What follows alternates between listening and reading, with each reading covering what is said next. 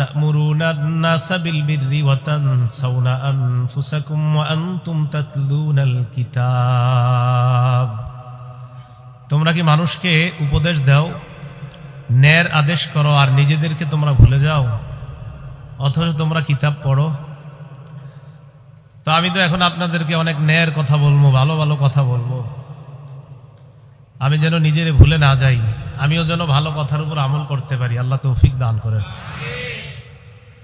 সহিহ বুখারীর 3267 নম্বর হাদিসের বর্ণনা, ক্বালা রাসূলুল্লাহ সাল্লাল্লাহু আলাইহি ওয়াসাল্লাম, ইউজাউ বির-রাজুলি ইয়াউমাল কিয়ামাতি ফায়ুলকা ফিন-নার।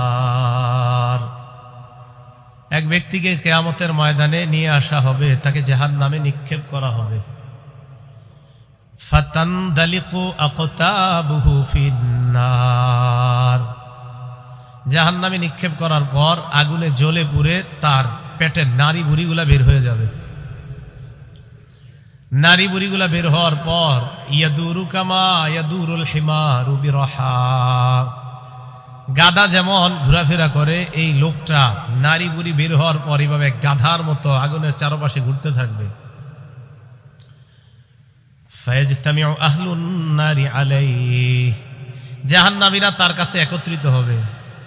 অন্য বর্ণনা আসছে ফায়াতিফু বিহি আহলুন নার, তার আশেপাশে জাহান্নামীরা আসবে, অন্যান্য জাহান্নামীরা এই জাহান্নামীর কাছে আসবে। আসার পর তাকে বলবে, ইয়া ফুলান মা শানুকা, হে ওমক, কি ব্যাপার, তোমার এই অবস্থা কেন? এরপর বলবে, আলাস্তা কুনতা তা'মুরুনা বিল মা'রুফ ওয়া তানহানা আনিল মুনকার, তুমি কি ওই ব্যক্তি না যে ব্যক্তি আমাদেরকে নেক কাজের আদেশ করতা, অসৎ কাজের নিষেধ করতা? তোমার এই অবস্থা কেন? তুমি না বল জাহান্নামের থেকে ভয় দেখাইতা? ওই ব্যক্তি জবাব দিবে, কুনতু আমুরুকুম বিল মা'রুফ, আমি তোমাদেরকে নেক কাজের আদেশ করতাম, ওয়ালা আতিহি, আমি নিজে নেক কাজ করতাম না। ওয়া কুনতু আনহাকুম আনিল মুনকার ওয়া আতিহি, আমি তোমাদেরকে অসৎ কাজ থেকে নিষেধ করতাম, আর নিজে আমি অসৎ কাজ করতাম। এই কারণে তার ঠিকানা জাহান্নামে। নারী বুড়িগুলা বের হবে, গাধার মতো দৌড়াবে। তাহলে নেক কাজের আদেশ কইরা যদি নিজে না পালন করে, তার এই অবস্থা হবে।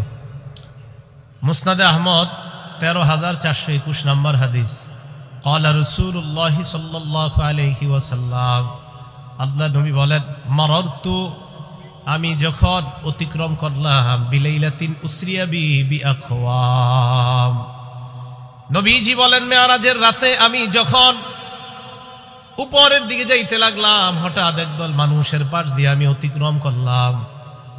তাদের দিকে তাকায় দেখলাম তাদের এই ঠোঁটগুলা তুকরাজু শিফাহুম বিমাকারিজা মিন নার, তাদের ঠোঁটগুলা, অন্য বর্ণনায় জিহ্বাগুলা আগুনের কেচি দ্বারা কাটা হচ্ছে।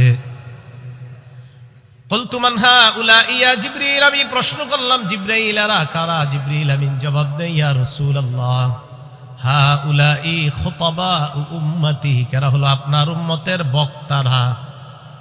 কারা? আপনারা টেনশন করেন কেন? আমি তো ওই লোক, তা আপনারা জোরে বলেন কারা?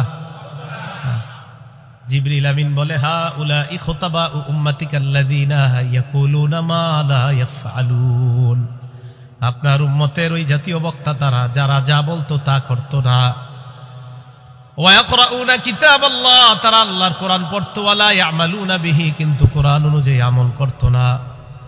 মানুষকে বড় ইনসাফের কথা শোনাইতো, ন্যায়ের কথা শোনাইতো, নিজে আমল করতো না।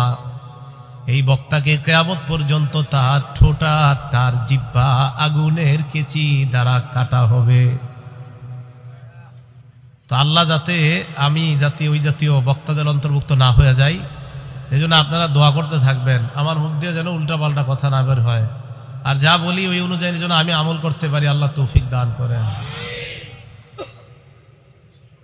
তো বলছিলাম কোরআন সম্পর্কে আলোচনা করব। প্রথমে কোরআনের ব্যাপারে 11টা কথা জানব।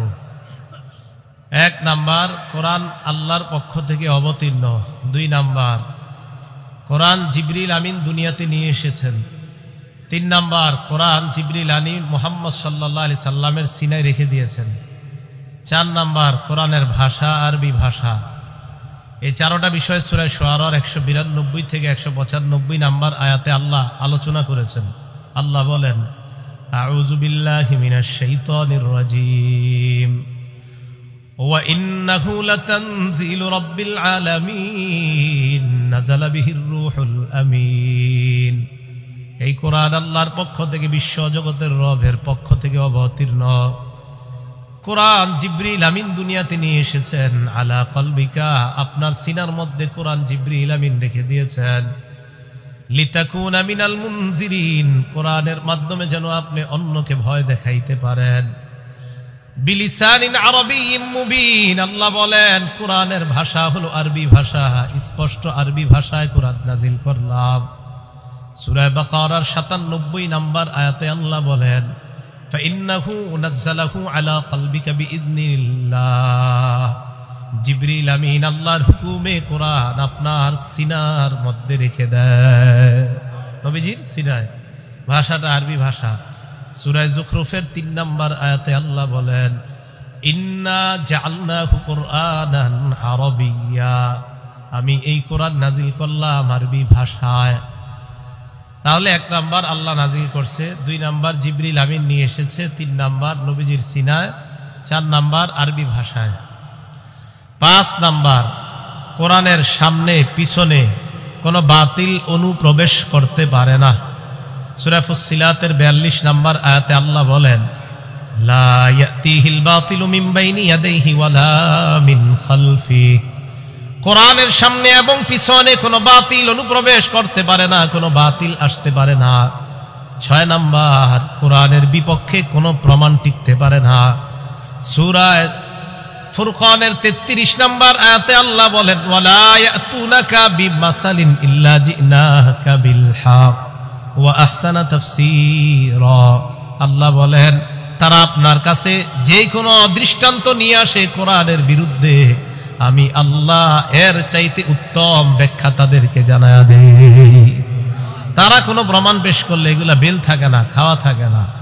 সূরা আম্বিয়াতে আল্লাহ বলেন, বাল নাকযিফু বিল হাক্কি আলাল বাতিল, আমি আল্লাহ বাতিলের উপর হককে যখন নিক্ষেপ করি, ফায়াদমাগুহু ফাইদা হুয়া যাহিক, হক বাতিলকে চূর্ণ বিচূর্ণ করে দেয়। কোরআন এমন এক হক, এটা যখন বাতিলের উপর পড়বে, এই বাতিল আর টিকবে না, বাতিল চূর্ণ বিচূর্ণ হয়ে যাবে। তাই কোরআন মুসলমানের সবচাইতে প্রধান একটা অস্ত্রের নাম হলো কোরআন। এই কোরআন ছেড়ে দেওয়া যাবে না, কোরআন ছেড়ে দেওয়া যাবে না। 7 নাম্বার কোরআন নূর, কোরআন আলো। এই কোরআনের কাছে যারা যাবে, এই কোরআনের আলোর দ্বারা আল্লাহ তাদেরকে হেদায়েত দান করবে। সূরা শুরা 52 নাম্বার আয়াত আল্লাহ বলেন, ওয়ালাকিন জাআলনাহু নূরান নাহদি বিহি মান নাশাউ মিন ইবাদিনা। আল্লাহ বলেন, এই কোরআন এমন এক নূর, এই নূরের মাধ্যমে আমার বান্দাদের মধ্য থেকে যাদেরকে চাই আমি আল্লাহ তাদেরকে হেদায়েত দিয়ে দেই, আমি তাদেরকে আলো দেখায়া দেই। 8 নাম্বার কোরআন এমন এক কোরআন, এটা হলো আরোগ্য, কোরআন হলো হেদায়েত, কোরআন হলো রহমত। সূরা ইউনূসের 57 নাম্বার আয়াতে আল্লাহ বলেন, ইয়া আইয়ুহান নাস ক্বাদ জাআতকুম মাউইযাতুম মির রাব্বিকুম ওয়া শিফাউল লিমা ফিস সুদূর। হে মানুষ, তোমাদের কাছে এমন এক উপদেশ এসেছে, কোরআন এমন এক উপদেশ, শিফাউল লিমা ফিস সুদূর, অন্তরের মধ্যে যত রোগ আছে, হিংসা বিদ্বেষ অহংকার যা আছে অন্তরের মধ্যে, এইগুলার ঔষধ যদি চাও, কোরআন নিয়মিত তেলাওয়াত করা শুরু করে দাও, তোমার অন্তরের সমস্ত রোগ বিমারি গুলা বের হয়ে যাবে। কোরআন হলো আরোগ্য, ওয়া হুদা, কোরআন হলো হেদায়েত, ওয়া রাহমা লিল মুমিনিন, কোরআন গোটা জগতের যত মুমিন আছে তাদের জন্য হলো কোরআন রহমত। এলাকার মধ্যে যাদের ঘরে সবচাইতে কোরআন বেশি পাঠ করা হয়, ওই ঘরের মধ্যে আল্লাহ পাক রব্বুল আলামিন রহমতে পরিপূর্ণ করে দেয়। কোরআন রহমত, কোরআন হেদায়েত, কোরআন হলো আলো। খুব ভালো করে বুঝেন, আমি একটা বিষয়ের দিকে আগাইতেছি। 9 নাম্বার, কোরআন এমন এক কিতাব যেটার মতো বানাইতে সারা পৃথিবীর জিন ইনসান মিলেও পারবে না। সূরা বানী ইসরাঈল 88 নাম্বার আয়াত আল্লাহ বলেন, কুল লা ইন ইজতামাআতিল ইনসু ওয়াল জিন্নু আলা আন ইয়াতু বিমিসলি হাযাল কুরআন নবী আপনি বলেন যদি জিন ইনসান সবাই মিলে এই কোরআনের মতো বানাইতে চায় লা ইয়াতুনা বিমিসলিহি, আমি আল্লাহ অগ্রিম জানায়া দিলাম এই কোরআনের মতো সবাই মিলেও বানাইতে পারবে না। আচ্ছা কোরআন বানাইতে পারবে না, এদেরকে বলেন 10টা সূরা বানায়া দিতে। সূরা হুদের 13 নম্বর আয়াতে আল্লাহ বলেন আম ইয়াকুলুনা ইফতারা, বেঈমানরা কয় মুহাম্মদ সাল্লাল্লাহু আলাইহি ওয়াসাল্লাম এই কোরআন নাকি নিজের পক্ষ থেকে বানিয়েছে, বলেন নাউযুবিল্লাহ। আল্লাহ তাদেরকে পাল্টা চ্যালেঞ্জ ছুড়ে দিলেন কুল ফাতু বিআশরি সুওয়ারিম মিসলিহি মুফতারায়াত, মানুষ যদি কোরআন বানাইতে পারে তাহলে তোমরা কোরআনের মতো 10টা সূরা বানায়া দেখাও। কোরআন বানাইতে পারে না, 10টা সূরাও বানাইতে পারে না। আল্লাহ কয়ার পরেও তারা সন্দেহ করে। ঠিক আছে, এবার তাদেরকে বলো একটা সূরা বানায়া দেখাইতে। সূরা বাকারার 23 নম্বর আয়াতে আল্লাহ বলেন ওয়া ইন কুনতুম ফি রাইবিম মিম্মা নাযালনা আলা আবদিনা ফাতু বিসূরাতিম মিন মিসলি, যদি তোমরা আমি আমার নবীর উপর যা নাজিল করলাম, আমার বান্দা মুহাম্মদ সাল্লাল্লাহু আলাইহি ওয়াসাল্লামের উপর যা নাজিল করলাম, এই কোরআনের ব্যাপারে যদি তোমরা সন্দিহান হও, যদি সন্দেহ করো, ফাতু বিসূরাতিম মিন মিসলি, তাহলে কোরআনের মতো একটা সূরা বানায়া দেখা দাও। পুরা কোরআন বানাইতে পারবে না, 10টাও পারবে না, একটাও পারবে না। আল্লাহ কয় ফাইল্লাম তাফআলু, পারো নাই তোমরা, ওয়ালান তাফআলু, কিয়ামত পর্যন্ত পারবা না। ফাত্তাকুন নার, তাহলে জাহান্নামের আগুনকে ভয় করো, আগুনের ভয় অন্তরের মধ্যে ঢুকাও। কোরআন যদি না মানো জাহান্নামে যাইতে হবে। যেহেতু 10টাও পারো নাই, একটাও পারো নাই, কোরআন বানাইতে পারো নাই, তাই কোরআন সবাইকে দাওয়াত দিয়ে দেয় অতএব এই কোরআন মেনে কোরআনওয়ালা আল্লাহকে তোমরা মেনে নাও। কারণ কোরআন আল্লাহর কথা, আল্লাহর কালাম। কোরআন যিনি দিয়েছেন তিনি আল্লাহ, এজন্য আল্লাহকে মেনে নাও। আল্লাহর কোরআন যেহেতু তোমরা চ্যালেঞ্জ গ্রহণ করতে পারো না, তাই কোরআন মেনে নাও। 9, 10 এই কোরআন আল্লাহ নাজিল করেছেন, কোরআন হেফাজতের দায়িত্ব আল্লাহ নিয়েছেন। সূরা হিজর 9 নম্বর আয়াত আল্লাহ বলেন আউযু বিল্লাহি মিনাশ শাইতানির রাজীম ইন্না নাহনু নাযালনা যিকরা ওয়া ইন্না লাহু লাহাফিজুন, এই কোরআন আমি নাজিল করলাম, কোরআন আমি আল্লাহ হেফাজত করব। তাহলে কোরআন আল্লাহ নাজিল করলেন, কোরআন আল্লাহ হেফাজত করবেন। 11 নম্বর কোরআন মানুষকে জান্নাতের সুসংবাদ দেয়, জাহান্নাম থেকে কোরআন মানুষকে ভয় দেখায়। সূরা ফুসসিলাতের 4 নম্বর আয়াতে আল্লাহ বলেন বাশীরা ওয়া নাযীরা, বাশীরা মানে হলো কোরআন মানুষকে জান্নাতের সুসংবাদ দেয়, ওয়া নাযীরা কোরআন মানুষকে জাহান্নাম থেকে ভয় দেখায়। এইগুলা হলো কোরআনের বৈশিষ্ট্য। কোরআন বানাইতে পারবে না। কোরআন নূর, কোরআন হেদায়েত, কোরআন রহমত। কোরআন আল্লাহ নাজিল করছে, জিবরিল আমিন নিয়ে এসেছেন, নবীজিকে দিয়েছেন, আরবি ভাষায় দিয়েছেন। অনেকে অনেক অভিযোগ করছে, সমস্ত অভিযোগ করার পরেও কোনো লাভ হয় নাই, কিয়ামত পর্যন্ত লাভ হবেও না। তাই কোরআন সবাইকে দাওয়াত দিচ্ছে, কোরআন যেন মেনে নেয়। মুসলমানদেরকেও কোরআন দাওয়াত দিচ্ছে, মুসলমান যেন নিয়মিত কোরআন তেলাওয়াত করে। নবীর মাধ্যমে আল্লাহ আমাদেরকে জানিয়ে দিয়েছেন, আল্লাহ বলেন উতলু মা উহিয়া ইলাইকা মিনাল কিতাব, আপনার কাছে ওহী হিসাবে যা অবতীর্ণ করা হয় এই ওহীর বিষয়গুলা উতলু, আপনি তেলাওয়াত করে জনগণকে শোনায়া দেন। কোরআন পড়বেন সবাই ইনশাআল্লাহ। কোরআন পড়লে লাভ কি, লাভগুলো এবার শুনতে থাকেন। 1 নাম্বার, কোরআন যেই ঘরের মধ্যে বেশি পড়বে মানুষ, তাদেরকে প্রতিদান আল্লাহ বাড়ায়া দিবে। শুধু তাই নয়, তাদের মর্যাদা একের পর এক আল্লাহ বাড়াইতেই থাকবেন। সূরা ফাতির আয়াত নাম্বার 29, 30 নাম্বার আয়াতে আল্লাহ বলেন আউযু বিল্লাহি মিনাশ শাইতানির রাজীম ইন্নাল্লাযীনা ইয়াতলুনা কিতাবাল্লাহ ওয়া আকামুস সালাহ ওয়া আনফাকু মিম্মা রাযাকনাহুম সিররাও ওয়া আলানিয়া, নিশ্চয়ই যারা আল্লাহর কোরআন তেলাওয়াত করে, 2 নাম্বার ওয়া আকামুস সালাহ, নামাজ কায়েম করে, 3 নাম্বার ওয়া আনফাকু মিম্মা রাযাকনাহুম সিররাও ওয়া আলানিয়া, গোপনে প্রকাশ্যে আমি যাদেরকে রিজিক দান করলাম এই রিজিক থেকে যারা আল্লাহর রাস্তায় খরচ করে, ইয়ারজুনা তিজারা, তারা এমন ব্যবসার আশা করে, লান তাবুর, যেই ব্যবসায় কখনো লস নাই, যেই ব্যবসা কখনো ধ্বংস হবে না, যেই ব্যবসা লাভ আর লাভ। কোরআন পড়লে, নামাজ পড়লে, দান করলে কোনো লস নাই, তা লাভ কি? ফাতিরের 30 নম্বর আয়াতে আল্লাহ বলেন লিওয়াফিয়াহুম উজুরহুম, আল্লাহ তাদেরকে যেন তাদের পরিপূর্ণ প্রতিদান দিয়ে দেয়। ওয়ায়াজিদাহুম মিন ফাদলি, আল্লাহ যেন তাদেরকে প্রতিনিয়ত তাদেরকে অনুগ্রহ বৃদ্ধি করে দেয়।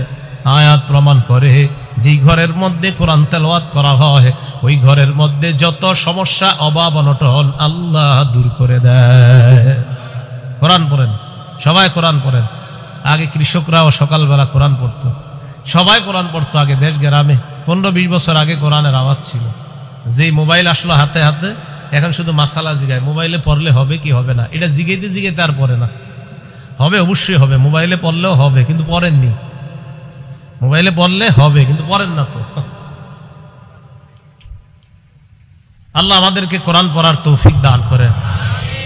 2 নাম্বার ফজিলত, কোরআনের সাথে যে মহব্বত লাগায়, কোরআনের সাথে যে ভালোবাসা স্থাপন করে, উনি যদি বস্তিরও হয় 10 তলার হয় তার দাম বেড়ে যায়। কি বললাম? বস্তির হইল দাম বেড়ে যায়। দলিল ইবনে মাজাহ হাদিসের একটা কিতাব আছে, এই কিতাবের 218 নাম্বার হাদিস, মুসলিম শরীফও আসছে হাদিসটা। হযরত ওমর ইবনুল খাত্তাব রাদিয়াল্লাহু তাআলা তখন আমিরুল মুমিনিন, তিনি মক্কায় একজনকে প্রশাসনিক কাজে দায়িত্ব দিলেন। যাকে দায়িত্ব দিলেন তার নাম রাফি' ইবনু আব্দুল হারিস। শুধু রাফি' মনে রাখলে চলবে, রাফি'। বলেন কি নাম? ওনাকে মক্কার প্রশাসনিক কাজের দায়িত্ব দিলেন ওমর ইবনুল খাত্তাব। এই রাফি' লাকিয়া ওমর ইবনুল খাত্তাব বিউসফান, উসফান নামে একটা জায়গা আছে। এই জায়গায় হযরত ওমর ফারুকের সাথে মক্কার ওই প্রশাসক হযরত ওমরের সাথে দেখা করলেন। মক্কার আশেপাশে আবার ছোট ছোট এলাকা আছে, ওই এলাকায় আবার যারা দায়িত্বশীল তাদের লিডার আবার ওই মক্কার প্রশাসনিক কাজের প্রধান যিনি, আবার বুঝেন সবার প্রধান আমিরুল মুমিনিন হযরত ওমর। হযরত ওমর রাদিয়াল্লাহু তাআলা আনহুর অধীনে মক্কার প্রশাসক তখন রাফি'। এই রাফি' রাহমাতুল্লাহর অধীনে আবার মক্কার আশেপাশের যে গ্রামগুলা, তো এই গ্রামেরও আবার বিভিন্ন প্রশাসক আছে ছোট ছোট, এইগুলার অধীন কার অধীনে? মক্কার যিনি প্রধান তার অধীনে। তো উসফান নামক জায়গায় হযরত ওমরের যখন সাক্ষাৎ হয়েছে, হযরত ওমর ফারুক খবর নিলেন, কি ব্যাপার, কি অবস্থা তোমার? জি আলহামদুলিল্লাহ, ভালো হয়েছে। তো হযরত ওমর ফারুক বললেন, মানিস্তাখলাফতা আলা আহলিল ওয়াদি, মক্কার আশেপাশে গ্রাম, এই গ্রামগুলোর মধ্যে তুমি কাকে প্রশাসক বানাইছো? রাফি জবাব দিলেন, ইবনে আবজা, আমি যাকে প্রশাসক বানিয়েছি তার নাম হলো ইবনু আবজা। বলেন ইবনে আবজা। কি নাম? হযরত ওমর কয়, এটা আবার কে? মান ইবনু আবজা, ইবনে আবজা আবার কে? রাফি জবাব দেয়, রাজুলুম মিন মাওয়ালিনা, তিনি হলেন আমাদের একজন আযাদকৃত গোলাম। আযাদকৃত? হযরত ওমর ফারুক বললেন, এটা আবার কি করলা? ফাস্তাখলাফতা আলা আহলিল ওয়াদি রাজুলাম মিন মাওয়ালিকুম, একজন গোলামকে তোমরা প্রশাসক বানায়া দিলা, একজন গোলামকে তুমি এত বড় দায়িত্ব দিয়ে দিলা। রাফি রহমাতুল্লাহ জবাব দেয়, আমিরুল মুমিনিন তিনি যদিও গোলাম, তার মধ্যে আলাদা 3টা গুণ আছে। কয়টা? 1 নাম্বার, ইন্নাহু লাকারিউল লিকিতাবিল্লাহ, তিনি আল্লাহর কোরআনের অভিজ্ঞ ব্যক্তি। 2 নাম্বার, আলিমুন বিল ফারাইজ, ইলমুল ফারাইজের ব্যাপারে তার অনেক দক্ষতা। 3 নাম্বার, কাযিন, উনি বিচার সুন্দর করতে পারে। আমিরুল মুমিনিন, এই 3 গুণ থাকার কারণে আমি তাকে গ্রাম্য প্রশাসনিক কাজের দায়িত্বে নিয়োজিত করে দিলাম। ওমর ফারুক বলেন, আসল কথা হলো আমা ইন্না নবিয়াকুম সাল্লাল্লাহু আলাইহি ওয়াসাল্লাম ক্বাল, নবীজি বলেছেন, ইন্নাল্লাহা ইয়ারফাউ বিহাদাল কিতাবি আকওয়ামা, কোরআন এমন এক কিতাব, এই কিতাবের সাথে যার সম্পর্ক তৈরি হয়ে যায়, গোলামও যদি কোরআনের সাথে সম্পর্ক তৈরি করে নেয়, ইয়ারফাউ বিহাদাল কিতাবি আকওয়ামা, আল্লাহ কোরআনের কারণে ওই মানুষগুলার মর্যাদা বাড়ায় দেয়। গোলাম কোরআনের সাথে সম্পর্ক রাখছে, মর্যাদা বেড়ে গেছে। আমাদের দেশে যে ছেলেগুলো আন্তর্জাতিকভাবে নাম করতেছে, বেশিরভাগের ইতিহাস তালাশ করেন, এদের মা বাবা তো বড় লোক না, ধনী না।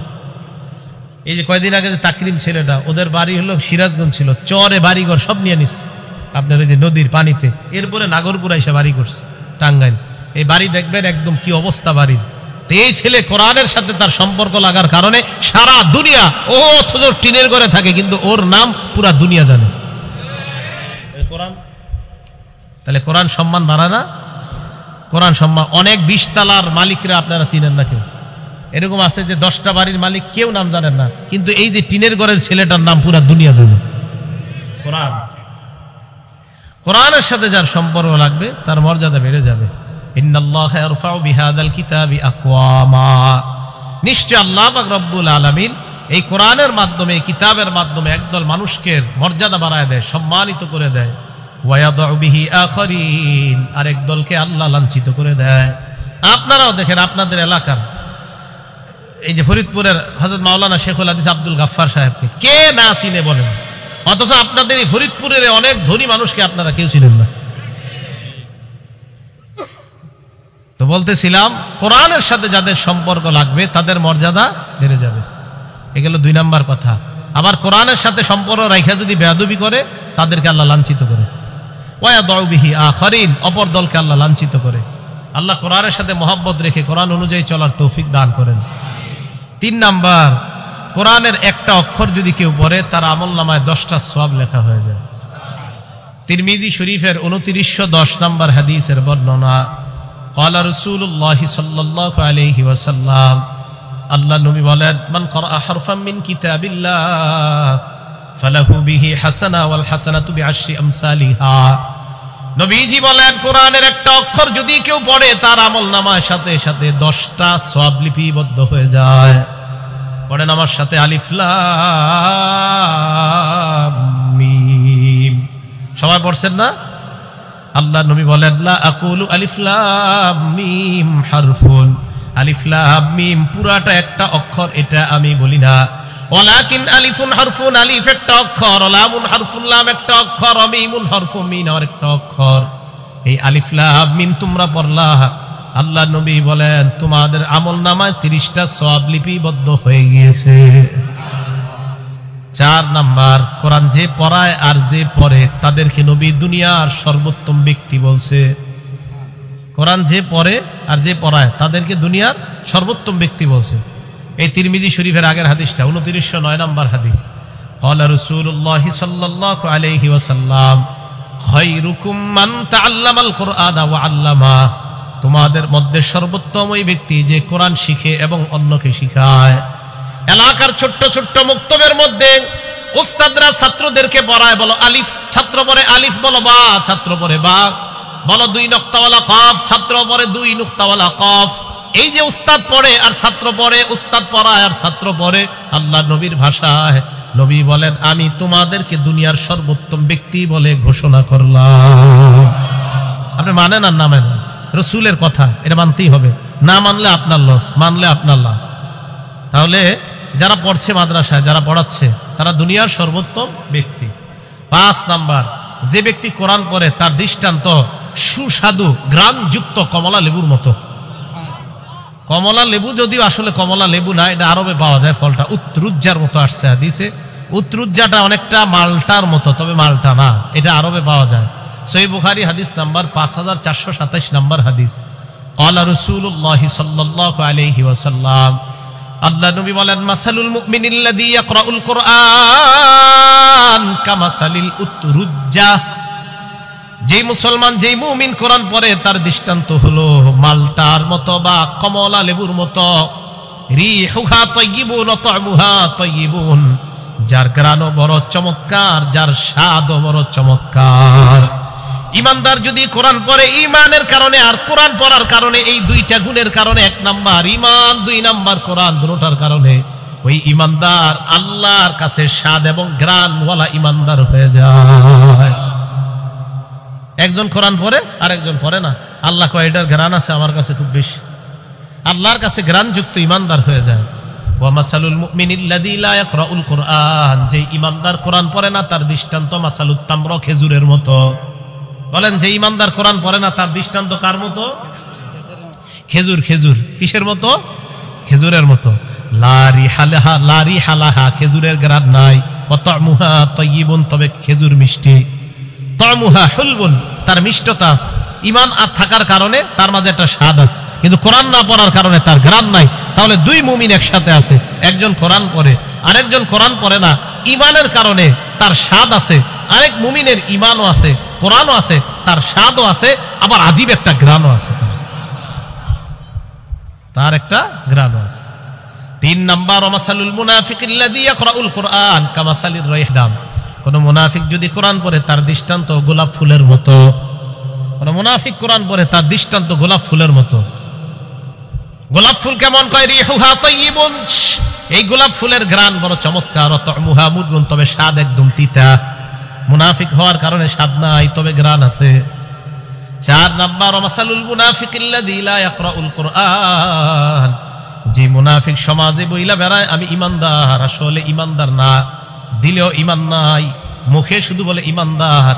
1 নাম্বার তার মুনাফিকি পরিচয়। 2 নাম্বার সে কোরআন পড়ে না, নামাজও পড়ে না, কোরআনও পড়ে না।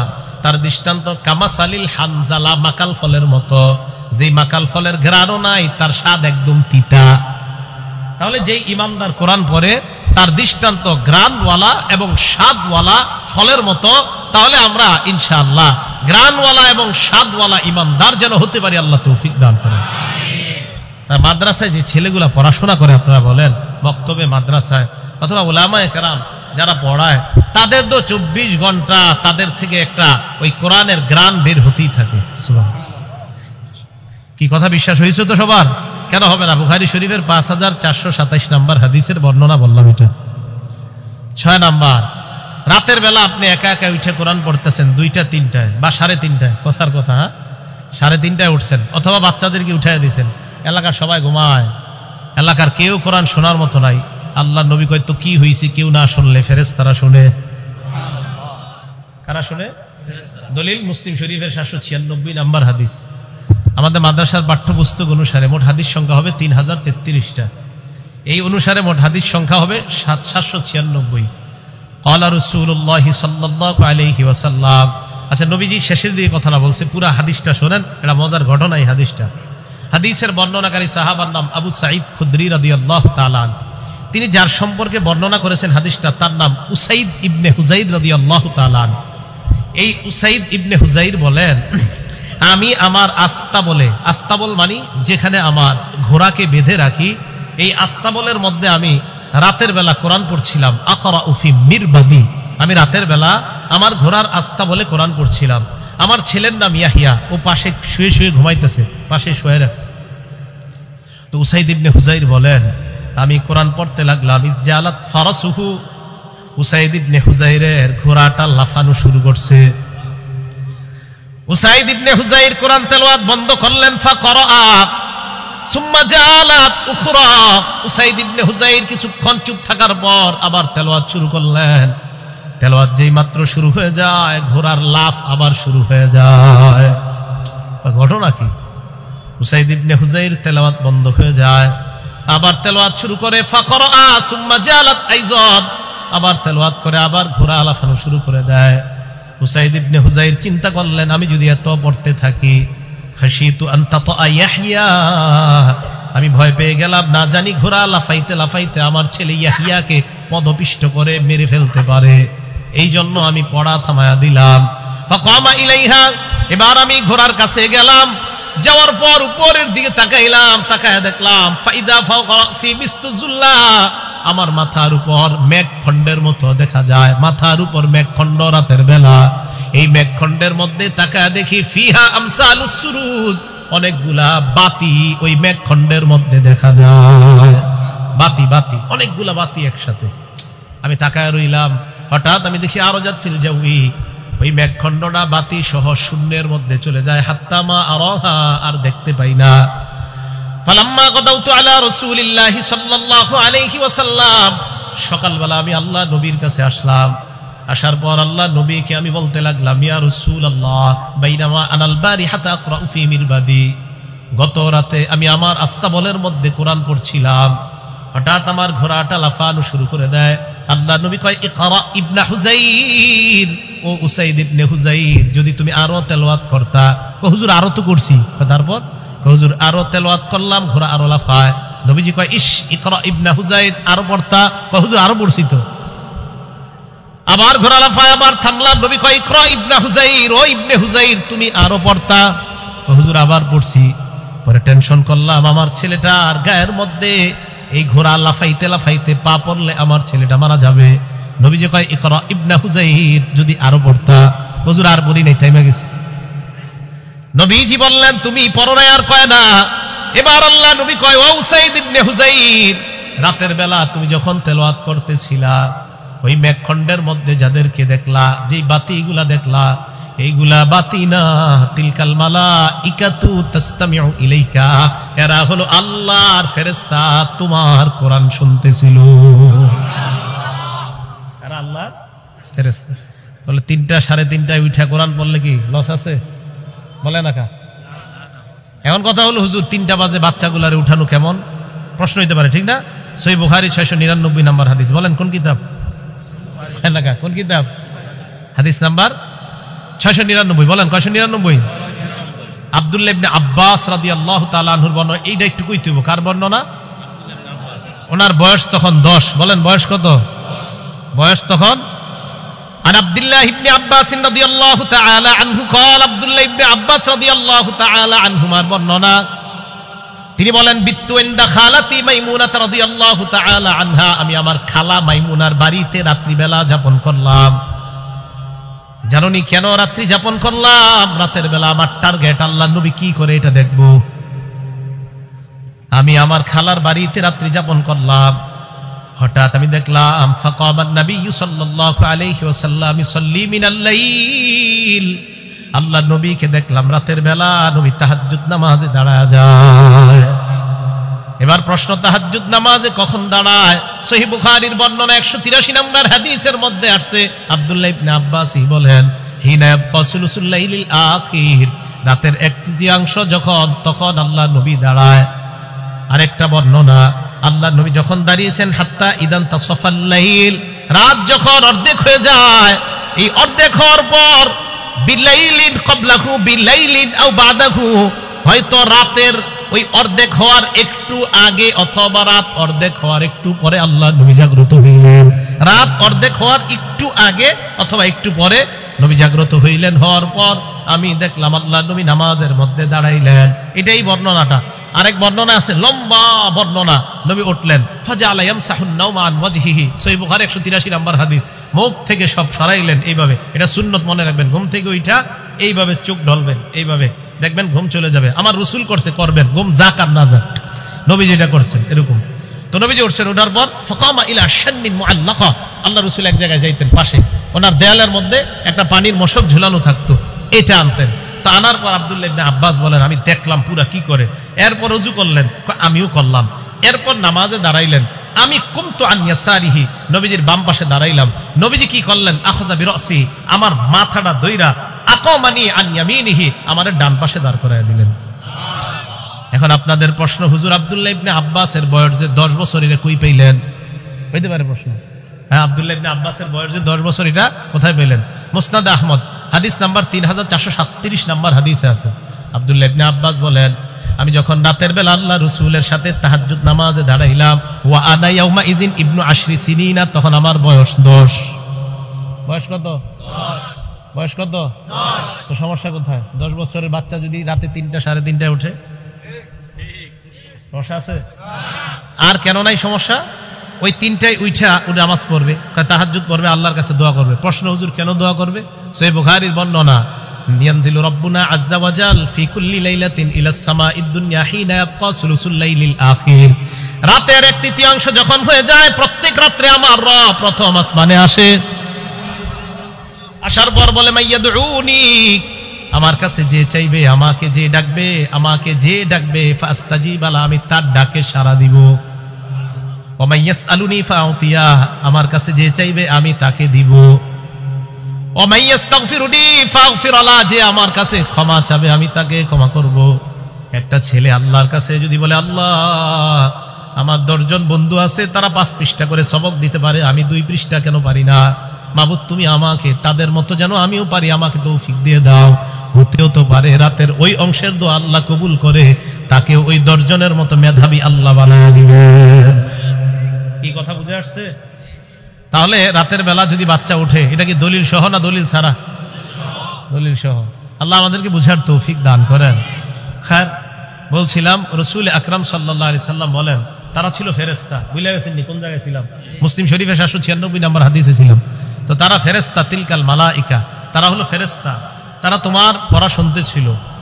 এবার আল্লাহ নবী বলেন, লাউ করাতা, তুমি যদি পড়তেই থাকতা, আসবাহাত হাত্তা ইয়ারাহান নাস মা তাস্তাতিরু ইলাইহিম, তুমি যদি সকাল পর্যন্ত পড়তা, ফজরের আজান শুইনা মুসল্লিরা যখন মসজিদে আসতো তারা সচক্ষে ফেরেশতাদেরকে দেখতে পাইতো। তাহলে রাতের বেলা কোরআন তেলাওয়াত করা এটাও প্রমাণিত, রাতের বেলা তাহাজ্জুদ পড়া বাচ্চা পড়বে এটাও প্রমাণিত। ওই সময় আল্লাহ দেওয়ার জন্য প্রস্তুত থাকে, তাই বাচ্চারা ওই সময় উঠা তাদেরকে এই অভ্যাস করানো যে আল্লাহর কাছে চাওয়ার অভ্যাস করো, এটাও প্রমাণিত। আর ওই সময় মানুষ যদিও কোরআন তেলাওয়াত না শোনে, ওই সময় ফেরেশতারা কোরআন তেলাওয়াত শোনে, এটাও আমরা হাদিস থেকে প্রমাণ পাইলাম। আল্লাহ আমাদের সকলকে বুঝার তৌফিক দান করেন। 7 নাম্বার কথা, কোরআনের মর্যাদা এত বেশি, 2 ব্যক্তি শহীদ হয়ে গেছে। কয়জন? 2 জন শহীদ হয়েছে। এই 2 জন শহীদ হওয়ার পর কারে কবরে রাখবে? এক কবরে রাখবে 2 জনের আর কি। উহুদের যুদ্ধে প্রায় 70 জন শহীদ হয়েছে। এই শহীদদেরকে নবীজি 2 জনের এক কাফনের কাপড়ের মধ্যে পেঁচাইতেছে। অভাব, আপনার নাই, কাফনের কাপড় নাই, টাকাও নাই, অর্থের সংকট। রাসূল আকরাম সাল্লাল্লাহু আলাইহি সাল্লাম 2 শহীদকে এক কাপড়ের মধ্যে পেঁচাইতেছে। সহিহ বুখারীর 1343 নম্বর হাদিস, 1343 1343। এই হাদিসে আসছে, কানান নবী সাল্লাল্লাহু আলাইহি ওয়াসাল্লাম ইয়াজমাউ বাইনার রাজুলাইনি মিন কতলা উহুদিন ফি সাওবিন ওয়াহিদ। উহুদের যুদ্ধে যারা শহীদ হয়েছে তাদের মধ্যে 2 ব্যক্তিকে আল্লাহ রাসূল এক কাপড়ের মধ্যে পেঁচাইলেন। পেঁচানোর পর আল্লাহ নবী প্রশ্ন করতেন, আইয়ুহুম আকসারু আখজান লিল কুরআন, এই 2 জনের মধ্যে কোরআন পারে বেশি কে?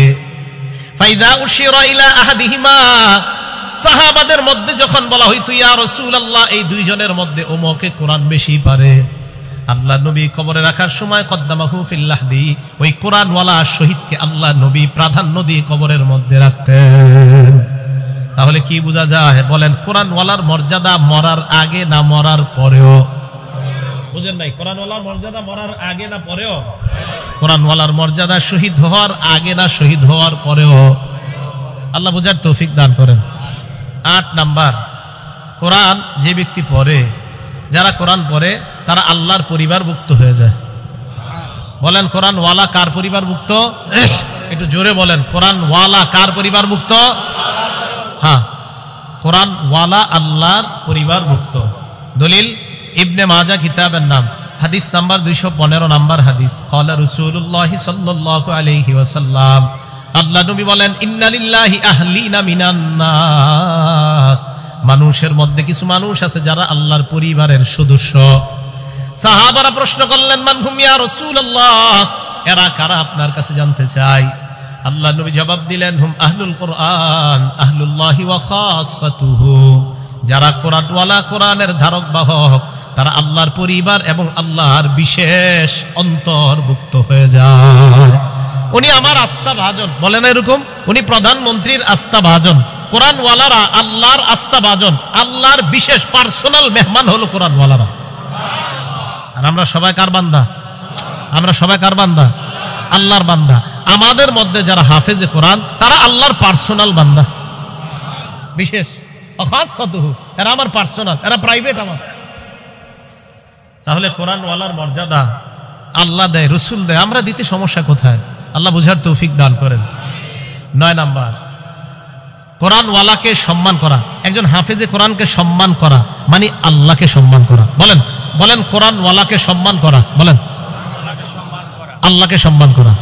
আবার বলেন, কোরআনওয়ালাকে সম্মান করা, আল্লাহকে সম্মান করা। আবু দাউদ শরীফ হাদিস নাম্বার 4843 নাম্বার হাদিস। ক্বালা রাসূলুল্লাহ সাল্লাল্লাহু আলাইহি ওয়াসাল্লাম, আল্লাহ নবী বলেন, ইন্না মিন ইজলালিল্লাহ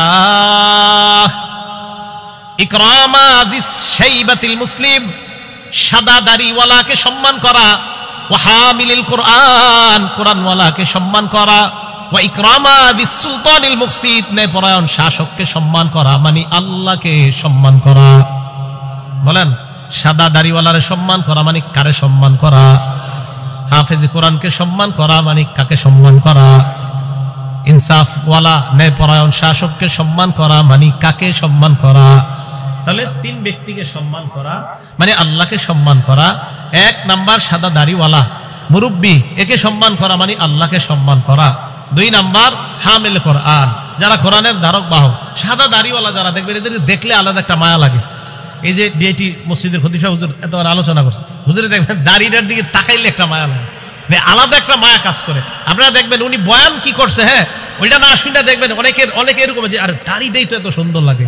আমি অনেক সময় বলি আল্লাহওয়ালাদের মজলিসে যাওয়ার জন্য শুধু এই কারণে আমি বলি যে আল্লাহওয়ালাদের মজলিসে যাবেন, হুজুর অনেক সময় যায়া যদি সামনাসামনি না বইতে পারি কথা বুঝি না। আমি কেন, অনেক সময় অনেক জায়গার মাইকের সমস্যা থাকার কারণে 3-4 তালা মসজিদে কথা বোঝা যায় না। আমি কই চেষ্টা করবেন আল্লাহওয়ালাদের মজলিসে গিয়া কি বলে ওইটা জানা দরকার নাই, খালি তাকায় থাকবেন, কতক্ষণ শুধু তাকায় থাকবেন, এইভাবে দেখতে থাকবেন এই সাদা দাড়িওয়ালা আল্লাহওয়ালাদের দিকে, শুধু তাকায় থাকবেন। এই যে তাকায় থাকবেন দেখবেন ভিতরে পরিবর্তন শুরু হয়ে গেছে। এটা আল্লাহওয়ালাদের একটা আজীব আল্লাহর সাথে সম্পর্ক। তো সাদা দাড়িওয়ালাদেরকে দেখলে দেখবেন অটোমেটিক অন্তরে একটা শ্রদ্ধা তৈরি হয়ে যাবে। রাসূল আকরাম সাল্লাল্লাহু আলাইহি সাল্লাম বললেন সাদা দাড়িওয়ালাকে সম্মান করা, কোরআনওয়ালাকে সম্মান করা, আর ইনসাফগার ন্যায়পরায়ণ শাসককে সম্মান করা। মানে কাকে সম্মান করা? তাহলে আমরা কোরআনওয়ালাকে সম্মান করবো তো ইনশাআল্লাহ, আল্লাহ তৌফিক দান করেন। 10 নাম্বার, এক সাহাবার বিয়া করার টাকা নাই। কি করার টাকা নাই? বিয়া করার টাকা নাই, মোহরানা দেওয়ার মতো টাকা নাই। নবীজি শুধু কোরআন থাকার কারণে এটাই মোহরানা ধরে বিয়ে দিয়ে দিস। সহিহ বুখারী হাদিস নাম্বার 5030 নাম্বার হাদিস। আমরা মনে করছেন এটা কি কোনো গল্প টল্প হইতে পারে যে এরকম বিয়ার কাহিনী? এটা বুখারী শরীফে আছে, 5030 নাম্বার হাদিস। নবীজির কাছে এক মহিলা আসার পর কয়, ইয়া রাসূলুল্লাহ ইন্নী ওয়াহাবতু লাকা নাফসি, হুজুর আমি আমারে আপনার কাছে দান করে দিলাম। আমাদের আয়েশা সিদ্দিকা এগুলা যখন দেখতো, কোনো মহিলা এসে বলতো হুজুর আমি নিজেরে আপনার কাছে দান করে দিছি, বলতো আচ্ছা মহিলাদের শরম করে না আপনার এগুলা কয় আয়েশা? আমার এরকম বলতেন। আচ্ছা যাই হোক, এক মহিলা এসে কয় হুজুর আর এটা আল্লাহর ফয়সালা, আল্লাহ তাআলা আমাদের নবীজির ব্যাপারে ফয়সালা করেছিলেন কোন নারী যদি আপনাকে নিজের দান করে দেয় আপনি অধিকার রাখেন এই নারীর ব্যাপারে, এটা আল্লাহ তাআলা ফয়সালা করছে। তো যাই হোক, এক মহিলা এসে বলতেছে হুজুর আমি নিজেকে আপনার জন্য দান করে দিলাম। নবী সাল্লাল্লাহু আলাইহি সাল্লাম মহিলার কথা শুনে নিচের দিকে মাথা দিলেন। এক সাহাবা দাঁড়ায় কয় হুজুর ইন লাম ইয়াকুন লাকা ফিহা হাজা, হুজুর মহিলা আপনারা যা বলছে আপনার যদি এখানে কোনো আগ্রহ না থাকে হুজুর জাওয়িজিনিহা, এই মহিলাটারে আমার সাথে বিয়ে দিয়ে দেন। নবী সাল্লাল্লাহু আলাইহি সাল্লাম কয় তোমার সাথে বিয়ে দিয়ে দিব? কয় জি হুজুর। মাজা ইনদাকা, কি আছে তোমার, টাকা পয়সা আসেনি? লা ইয়া রাসূলুল্লাহ, আল্লাহর কসম হুজুর কিছু নাই। নবীজি বললেন ইযহাব ইলা আহলিকা ফানজুর, বাসা যাও দেখো তোমার হাল ইনদাকা মিন শাইইন, কিছু আছে কিনা দেখো তালাশ করে। ওয়ালাউ খাতিমাম মিন হাদিদ, লোহার একটা আংটিও যদি হয় তালাশ করে পাইলে আমার কাছে নিয়ে আসো। সাহাবা আয়েশা কয় হুজুর লোহার আংটিও নাই, আমার কাছে সবচেয়ে মূল্যবান দামি জিনিস হলো আমার এই লুঙ্গিটা। হ্যাঁ, কথাগুলা শুধু শুধু শুনতেছেন এই নিয়তে শুই না, মাঝে মাঝে একটু ভাইবেনও। এক সাহাবা নবীজির কয় হুজুর লুঙ্গিটা ছাড়া কিছু নাই। তাদের দিলগুলা কত সাফ ছিল, ঠিক না? কত সাফ দিলওয়ালা মানুষ ছিলেন তারা। হুজুর এই লুঙ্গিটা ছাড়া আর কিছু নেই। নবীজি সাল্লাল্লাহু আলাইহি সাল্লাম কয় লুঙ্গিটা এত সাফ ছিল। একটা হাদিস মনে পড়ে গেছে, শোনায় দিই। তিরমিজি শরীফের 3375 নাম্বার হাদিস। এক সাহাবা নবীজির কাছে আসছে, আসার পর কয় ইয়া রাসূলুল্লাহ ইন্না শারাইআল ইসলাম কদ কাসুরাত আলাইয়া, হুজুর ইসলামের এত বিধিবিধান আমি মুখস্থ রাখতে পারি না। কত সহজ সরল দেখেন। নবীজি কয় তো কি করবো এখন কও? হুজুর আখবিরনি বিআমালিন, এমন একটা আমল আমার সংক্ষেপে শিখাইয়া দেন, আতাশাব্বাতু বিহি, আমি যেটা সবসময় আমল করতে পারি, যেহেতু সব মনে রাখতে পারি না, সংক্ষেপে একটা শিখাইয়া দেন যেটা আমলও করতে পারি, মনেও রাখতে পারি, আর মরলে যেন হুজুর তাড়াতাড়ি জান্নাতে যেতে পারি। নবী সাল্লাল্লাহু আলাইহি সাল্লাম কয় লা ইয়াজালু লিসানুকা রাতাবাম মিন যিকরিল্লাহ, তোমার এই জিহ্বাটা সর্বদা যেন আল্লাহর জিকিরে তরু তাজা হয়ে যায়। জিহ্বাটা সর্বদা আল্লাহর জিকির দ্বারা ভিজিয়ে রাখবা, আল্লাহর জিকির দ্বারা সিক্ত রাখবা, মরবা আর আল্লাহর জান্নাতে প্রবেশ করবা। খুব সহজ সরল ছিলেন সাহাবায়ে কেরাম। আর যাক বলতেছিলাম, তবে হুজুর লুঙ্গিটা ছাড়া আমার কিছু নেই। আল্লাহ নবী কয় মিয়া তোমার এই লুঙ্গি যদি মোহর দাও, এটা কাইটা যদি অর্ধেক দাও, অর্ধেক দিয়ে তো কষ্ট হবে তোমার পড়তে, আর অর্ধেক যদি তোমার বউরে দাও, না যাও বিয়া হবে না। কথা কিন্তু শেষ। নবীজি ডাক দিলেন এই শোনো শোনো শোনো, হাল মা কামিনাল কোরআন, বিমাজা মা কামিনাল কোরআন অথবা মা কামিনাল কোরআন, কোরআনের কিছু পারোনি তুমি? সাহাবা কয় হুজুর জি সূরাতুল কাযা ওয়া কাযা, ওই সূরাটা আমার মুখস্থ হয়েছে। আল্লাহ রাসূল কয় মাল্লাকতুকাহা বিমা মাকা মিনাল কোরআন, শুধু কোরআনের কয়েকটা সূরা মুখস্থ পারো, এটাই মোহরানা ধরে তুমি এই মেয়েটাকে শিখাইয়া দিবা, বাস এটাই মোহরানা, মেয়েটাকে তোমার সাথে আমি বিয়ে দিয়ে দিব। কোরআনের দাম আছে, আল্লাহ বুঝার তৌফিক দান করেন। 11 নাম্বার কথা, কিয়ামতের ময়দানে কোরআনওয়ালাকে বলা হবে পড়ো আর উপরে ওঠো, পড়ো আর উপরে ওঠো, পড়ো উপরে ওঠো, পড়ো উপরে ওঠো। যখন শেষ করবা পড়া, ওখানে গিয়ে তোমার স্টেজ শেষ হবে। আবু দাউদ শরীফ 1464 নাম্বার হাদিস, ক্বালা রাসূলুল্লাহ সাল্লাল্লাহু আলাইহি ওয়াসাল্লাম, আল্লাহ নবী বলেন, ইউকালু লি সাহিবিল কোরআন, কোরআনওয়ালাকে বলা হবে ইকরা ওয়ারতাকি, পড়তে রাহো আর চড়তে রাহো, পড়ো আর চড়ো, পড়ো আর চড়ো, পড়ো আর ওঠো, পড়ো আর ওঠো, পড়তে থাকো এবং উঠতে থাকো। ওয়ারাত্তিল কামা কুনতা তুরাত্তিলু ফিদ দুনিয়া, ধীরস্থির ভাবে পড়ো, যেমন দুনিয়াতে ধীরস্থির ভাবে পড়তা, ধীরস্থির ভাবে পড়ো। হাফেজ সাহেব যারা আছেন তারাবিতে ধীরস্থিরতার সাথে পড়বেন ইনশাআল্লাহ। হাফেজে কোরআন কারা কারা ছাত্র আছেন এই জায়গায়? হাফেজে কোরআন, হ্যাঁ ইনশাআল্লাহ। আমি খুব ধীরস্থিরতার সাথে পড়ি, পড়বেন তো ইনশাআল্লাহ? আমরা তারাবির সালাতে ইনশাআল্লাহ ধীরস্থিরতার সাথে আমরা কোরআন পড়বো। রাসূল আকরাম সাল্লাল্লাহু আলাইহি সাল্লাম বলেন, ধীরস্থির ভাবে কোরআন পড়বা, যেমন তুমি ধীরস্থিরতার সাথে দুনিয়াতে কোরআন পড়তা। ফাইন্না মানজিলাকা ইনদা আখিরি আয়াতিন তাকরাউহা, তোমার শেষ সীমানা হলো তুমি যেই জায়গায় শেষ আয়াতটা পড়বা, ওই আয়াত শেষ করবা, ওটাই হবে তোমার শেষ সীমানা। হাফেজে কোরআন সূরা ফাতিহা শুরু করবে, নাসে গিয়ে যদি শেষ হয়, তার মর্যাদা হবে 6236টা। কয়টা? 6200। ওলামা ছাড়া অন্যরা বলেন 6236 না 6666 নাকি 66? বলেন আমার সাথে, বলেন 6000, বলেন 666। এটা প্রসিদ্ধ, বলেন এটা প্রসিদ্ধ 6236। এটা বিশুদ্ধ, বলে একটা প্রসিদ্ধ আর একটা বিশুদ্ধ। প্রসিদ্ধটা উচিত মানা না বিশুদ্ধটা? আল্লাহ বুঝার তৌফিক দান করেন। তাহলে 6666 প্রসিদ্ধ, 6236 বিশুদ্ধ। হ্যাঁ, আজকে বাসায় গিয়ে গণেন, গণলে 6236টাই হবে। তো ঠিক আছে, হাফেজে কোরআন পড়তে পড়তে যখন শেষ আয়াত পড়বে, ওটাই হবে তার শেষ সীমানা, ওই মর্যাদায় আল্লাহ তাকে অধিষ্ঠিত করবেন। 12 নাম্বার, হাফেজে কোরআনকে কিয়ামতের ময়দানে কোরআন গিয়ে বলবে, এই আমারে চিনো চিনো? তো হাফেজে কোরআন বলবে, না মা আরিফুক, আমি চিনি না তোমার। আরে আমার চিনো না? না চিনি না। মুসনাদ আহমদ 22950 নাম্বার হাদিস। এই কোরআন গিয়ে হাফেজে কোরআন বলবে, হাল তারিফুনি, আমারে চিনো? তো বলবে, না মা আরিফুক, আমি চিনি না। কোরআন বলবে, আনা সাহিবুকাল কোরআন, আমি হলাম তোমার দুনিয়ার সাথী কোরআন। আনাল্লাযী আযমাতুকা, আনাল্লাযী আযমাতুকা ফিল হাওয়াজির, আমি ওই কোরআন, যে কোরআন তোমাকে দিনের বেলা পিপাসার্ত রেখেছিলাম, অথবা আযমাতুকা ফিল হাওয়াজির, দিনের বেলা খাইতে দেই নাই, ওয়া আসহারতু লাইলাতাক, রাতের বেলা ঘুমাইতে দেই নাই। এরপর এই কথা বলার পর ইউতাল মুলকা বিয়ামিনিহি, ওই হাফেজে কোরআনের ডান হাতে জান্নাতের মালিকানা দিয়ে দেওয়া হবে।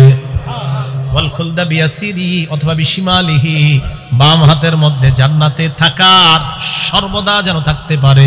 প্রথমে মালিকানা, এরপর হলো রেজিস্টার, প্রথমে মালিকানা, সেল পারমিশন, প্রথমে মালিকানা। আপনারা জায়গা জমিন কিনলে সেল পারমিশন, এরপরে আপনারা যান, টিন লাগে, টিন লাগার পর রেজিস্ট্রেশন করতে হয়। হাফেজে কোরআনের ডান হাতে মালিকানা দেওয়ার পর ওয়াল খুলদা বিশিমালিহি, বাম হাতে জান্নাতে চিরস্থায়ীভাবে থাকার সার্টিফিকেট দেওয়া হবে। ওয়ায়ুদউ আলা রাসিহি তাজুল ওয়াকার, তার মাথার মধ্যে সম্মানের মুকুট পরিয়ে দেওয়া হবে। দুনিয়ার মধ্যে যদি কোনো হাফেজে কোরআনের কোনো দাম নাও থাকে, আখিরাতে কিন্তু তার মাথায় সম্মানের মুকুট। মানে আমাদের চোখে যদিও মনে হয় যে হাফেজে কোরআনের দাম নাই। আচ্ছা আপনারা বলেন তো, বাংলাদেশের নামটা সারা পৃথিবীতে সবচেয়ে উজ্জ্বল করছে কারা? এই কথাটা, এটা আপনি মানেন বা না মানেন, এটাই সত্যি কথা। তাহলে কি বোঝা গেল? তো এই ব্যক্তিকে দেওয়ার পর এটা তো হইল ওয়ায়ুকসা ওয়ালিদাহু হুল্লাতাইন, তার মা বাবা তাদেরকে এমন 2 জোড়া পোশাক পরায় দেওয়া হবে। লা ইউকাউইমু লাহুমা আহলুদ দুনিয়া, দুনিয়ার সবাই মিলেও এই 2 জোড়া পোশাকের মূল্য দিতে পারবে না। আর মা বাবা তো গরিব, একটা কথার কথা, বড় লোক হইলেও হবে, গরিব হইলেও তো একটা কথার কথা। আমার মানে মনে হয় এই জায়গাটা বড় লোক মানুষ উনি হইলে তো উনি বুঝতে পারবে যে আমারে আল্লাহ তাআলা এত সম্মান দিলেন, তো গরিব যদি হয় এও তো আজীব হয়ে যাবে, বিমা খুশি না হাজিহি, আরে আমগরে এইগুলা পড়ানো হয়েছে কেন? জবাব দেওয়া হবে, লিয়াখজি ওয়ালাদিকুমাল কোরআন, তোমাদের সন্তান কোরআন ধারণ করছে এই কারণে আল্লাহর পক্ষ থেকে তোমাদেরকে এই সম্মান দেওয়া হলো। তাহলে কোরআন যিনি গ্রহণ করে তার মর্যাদা আছে শুধু না, তার মা বাবারও মর্যাদা আছে। প্রত্যেক ঘরে ঘরে অন্তত একজন সন্তান হাফেজে কোরআন বানান, আল্লাহ তৌফিক দান করেন। এই গেল আপনার 12 নাম্বার কথা। 13 নাম্বার কথা, কোরআন কিয়ামতের ময়দানে কোরআন ওয়ালার জন্য সুপারিশ করবে।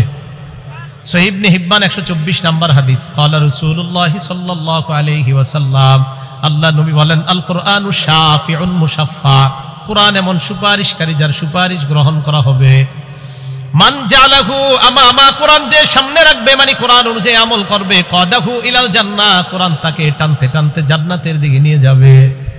ওমান জালাহু খালফা যহরিহি, কোরআন যে পিছনে রাখবে, কাদাহু ইলান নার, কোরআন তাকে জাহান্নামে নিয়ে যাবে। বলেন নাউজুবিল্লাহ।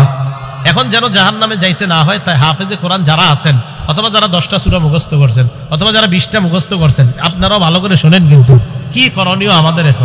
এখন মনে রাখবেন, আমরা যারা কোরআন তেলাওয়াত করব, এই কোরআন তেলাওয়াত করার সময় সাধারণত আমরা বিশেষভাবে 6টা বিষয় মাথায় রাখবো। বলেন কয়টা?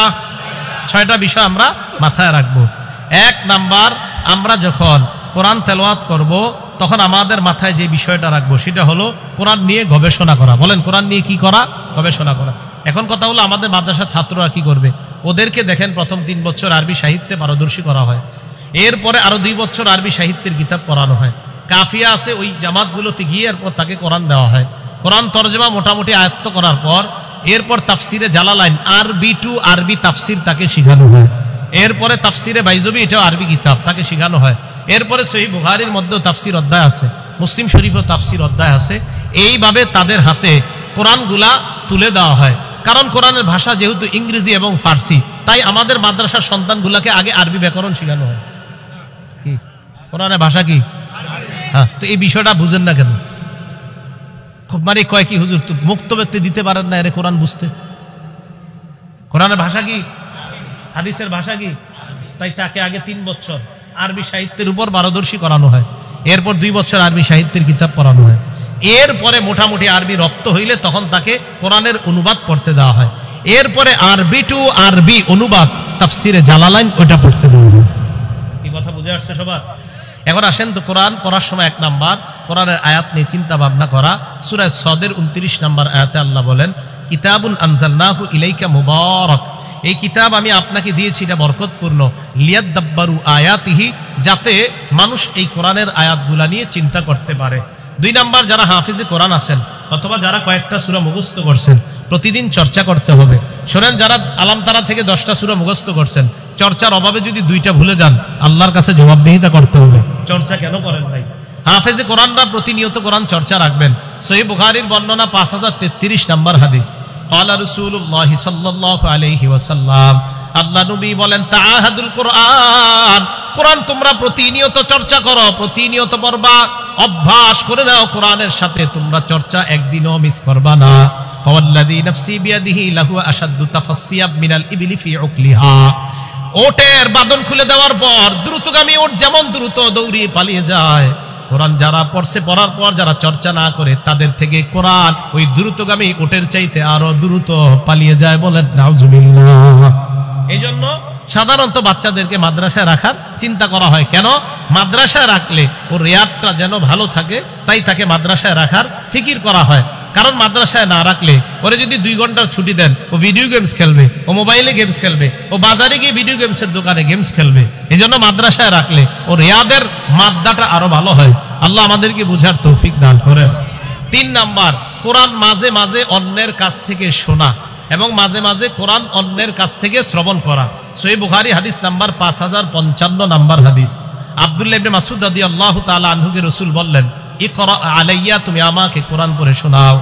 আব্দুল্লাহ ইবনে মাসউদ জবাব দিলেন, আকরাউ আলাইকা ওয়া আলাইকা উনজিলা ইয়া রাসূলুল্লাহ, আমি আপনাকে কোরআন পড়ে শোনাবো, কোরআন না আপনার উপর নাজিল হয়েছে।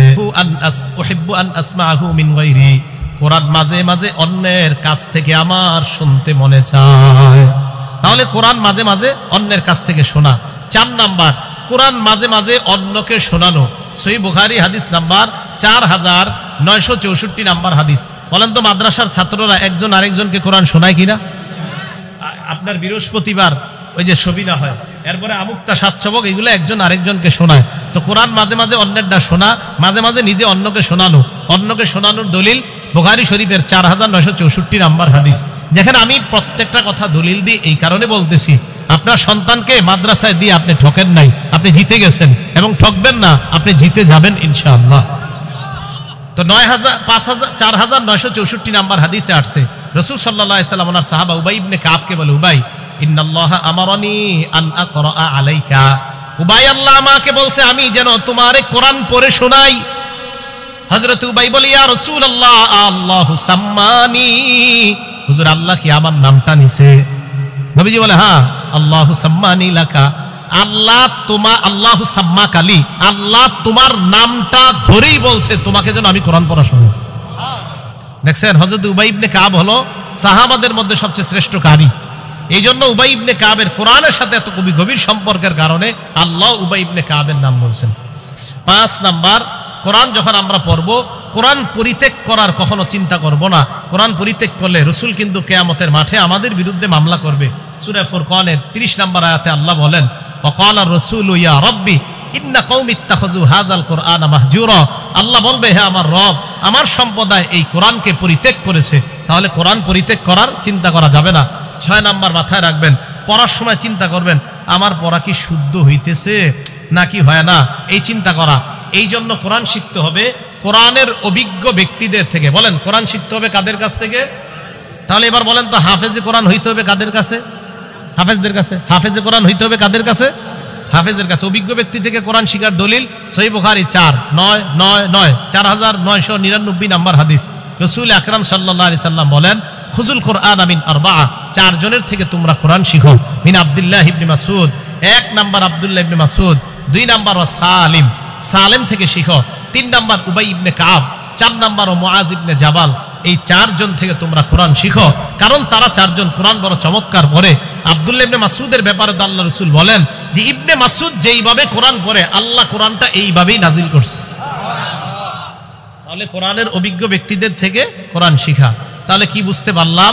কোরআন এমন এক কিতাব, যে কিতাবে কোনো সন্দেহ নাই।